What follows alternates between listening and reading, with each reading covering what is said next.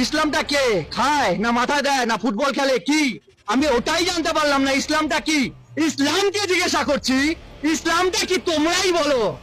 এসেছিল পৃথিবীতে কিভাবে, তারপরে রূপ সাজ গোজ দিয়ে একটা ধর্ম যেটা মানুষের দ্বারা সৃষ্টি আবার মানুষকেই শেষ করছে, যার পূর্বপুরুষ হিন্দু। আমরা ইসলাম মুক্ত ভারতবর্ষ করতে চাই। আমাদের আজকে ইসলাম মুক্ত ভারত আমাদের দরকার।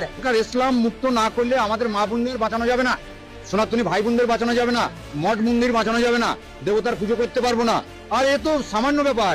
সত্য তেতা দাপরে শয়তান বিনাশ হয়েছে, কলিতে বিনাশ হবে। কলিতে কারা বিনাশ করবে? সাধু সন্ত। সাধু সন্ত বিনাশ করবে। বিনাশকারী সামনে চলে এসছে, ওদের সময় হয়ে এসছে। মমতা ব্যানার্জি হুঁশিয়ার। গোটা ভারতবর্ষে কয়েক কোটি নাগা সন্ন্যাসী আছে, যেটা আমরা মুঘলের সঙ্গে লড়াই করেছিলাম। সারা বিশ্ব বলছে ইসলাম মুক্ত ভারত। যে ভারত সারা বিশ্বকে তাকাচ্ছে, সেই ভারতকে রক্ষা করতে সারা বিশ্ব দাঁড়িয়ে গেছে। এরপরে বন্ধুরা, হিন্দুরা জাগো, কেন ইসলাম মুক্ত ভারত বিশ্ব চাইছে? 1400 বছর আগে ইসলাম তৈরি হয়েছে, 1450 বছর আগে, 1400 বছর আগে ইসলাম পাড়ি দিয়েছে। আমাদের দরকার জিহাদ মুক্ত ভারত, শুধু ভারত না, জিহাদ মুক্ত বিশ্ব। যে জিহাদবাদ বলছে যে মুসলমান ছাড়া কেউ থাকবে না, মুসলমানকে কেটে দাও, আর মুসলমান হয়েও শান্তি নেই।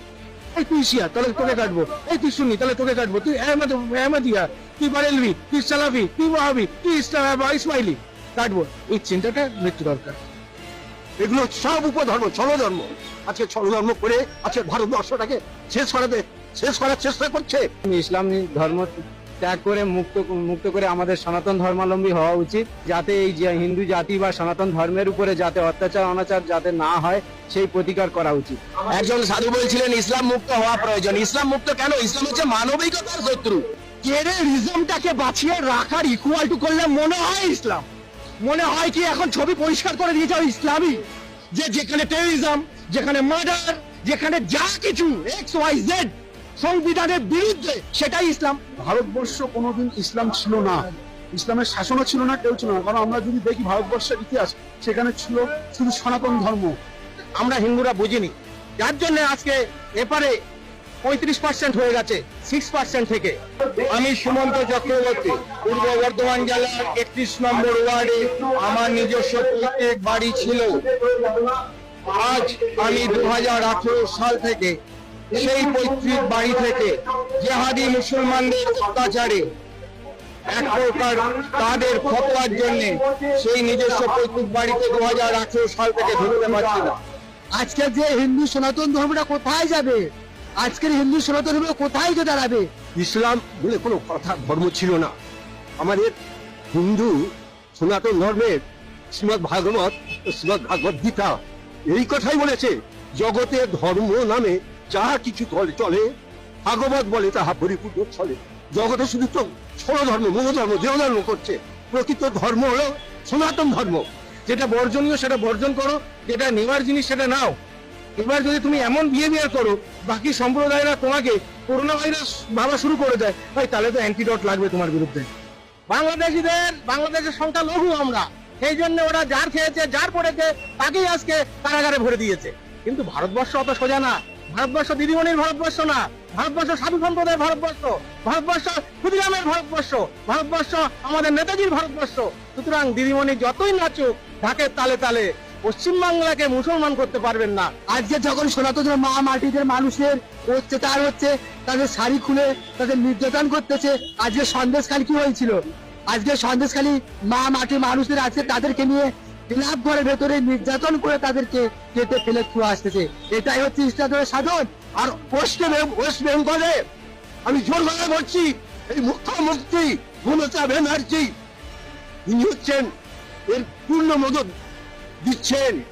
ইউরোপ, আরব সব জায়গার মুসলমানরা আজকে মমতাকে নিন্দন দিচ্ছে। এগুলো হচ্ছে রাজনীতি। রাজনীতিটা হচ্ছে নোংরা নীতি।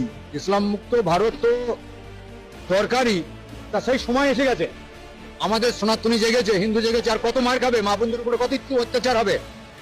বাংলাদেশে যেরকম জঙ্গি রাজ চলছে, পশ্চিমবাংলা তো সেরকম শুরু করেছে মমতা ব্যানার্জি আর ফিরাদ হাকিম। ওদেরও ক্ষমা নেই। এরা গদ্দার, এরা গদ্দার, এরা গদ্দার। আজ আমার গোটা শরীরে 18 থেকে 19টা।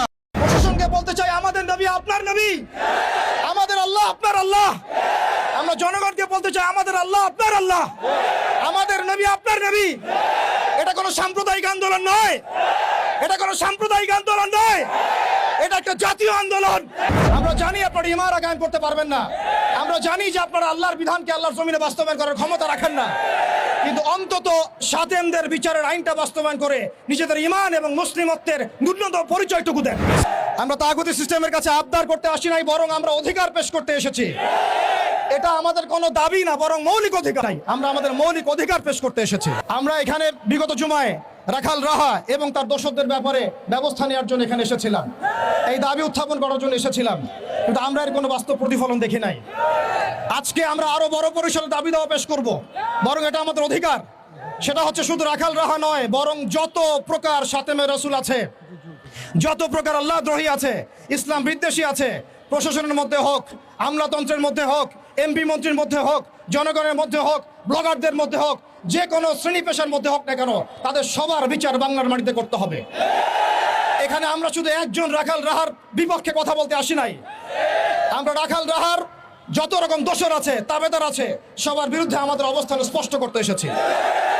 দ্বিতীয় কথা হচ্ছে এই সিস্টেম প্রণয়ন করতে হবে এমনভাবে যাতে আন্তর্জাতিক বিচার ব্যবস্থাকে পর্যালোচনা করে এমন একটা ব্লাসফেমি আইন বাংলাদেশে প্রণয়ন করা হয় যাতে এই বিষয়গুলোর বিচার তো হয়, ইন ফিউচার ভবিষ্যতে বাংলাদেশের মাটিতে কেউ আল্লাহ এবং তার রাসূলকে কটূক্তি করার সাহস না পায়। এমন একটা আইন আমরা প্রণয়ন করতে চাই আপনাদের মাধ্যমে, এবং এমন একটা আইন প্রণয়নের দাবি করতে চাই আপনাদের কাছে, যেই আইনের মধ্য দিয়ে আগামীর বাংলাদেশে কোনো প্রজন্ম গড়ে উঠবে না যারা আল্লাহ এবং তার রাসূলকে গালিগালাজ করে। আমরা জানি আপনারা শরিয়া কায়েম করতে পারবেন না, আমরা জানি আপনারা ইমারা কায়েম করতে পারবেন না, আমরা জানি যে আপনারা আল্লাহর বিধানকে আল্লাহর জমিনে বাস্তবায়ন করার ক্ষমতা রাখেন না, কিন্তু অন্তত সাতেমদের বিচারের আইনটা বাস্তবায়ন করে নিজেদের ইমান এবং মুসলিমত্বের ন্যূনতম পরিচয়টুকু দেন। নিজেদের ইমান এবং মুসলিমত্বের ন্যূনতম পরিচয়টুকু আপনারা প্রদান করেন। আমরা শেষ কথা বলছি এটাই, যে আমাদের সরকার এদের বিরুদ্ধে আমাদের অবস্থান নয়, আমাদের প্রশাসন তাদের বিরুদ্ধে আমাদের অবস্থান নয়, আমাদের জনগণ তাদের বিরুদ্ধে আমাদের অবস্থান নয়। আমরা আজকে চাইলে এখানে কোটি মানুষের সমাবেশ করতে পারতাম। আমরা ওয়ার্ল্ড অ্যাফেয়ার্স বুঝি, আমরা জিও পলিটিক্স বুঝি, আমরা দেশের অভ্যন্তরীণ বিশৃঙ্খলাগুলো বুঝি, কিন্তু আমরা সাতেমে রসুলের ইস্যুতে কেউ চুপ থাকবো না ইনশাআল্লাহ। যতদিন পর্যন্ত আপনারা এটা বাস্তবায়ন করবেন না, ততদিন পর্যন্ত বাংলার তাওহীদি জনতা ঘরে কখনোই চুপ করে বসে থাকবে না। অতএব আমরা সরকারকে অনুরোধ করতে চাই, আমাদের নবী আপনার নবী, আমাদের আল্লাহ আপনার আল্লাহ। প্রশাসনকে বলতে চাই আমাদের নবী আপনার নবী, আমাদের আল্লাহ আপনার আল্লাহ। আমরা জনগণকে বলতে চাই আমাদের আল্লাহ আপনার আল্লাহ, আমাদের নবী আপনার নবী। এটা কোনো সাম্প্রদায়িক আন্দোলন নয়, এটা কোনো সাম্প্রদায়িক আন্দোলন নয়, এটা একটা জাতীয় আন্দোলন, এটা একটা জাতীয় আন্দোলন। মান সাব্বা নবিয়ান ফাকতুলু, মান সাব্বা নবিয়ান, মান সাব্বা নবিয়ান। ওয়া আখিরু দাওয়ানা আনিল হামদুলিল্লাহি রাব্বিল আলামিন।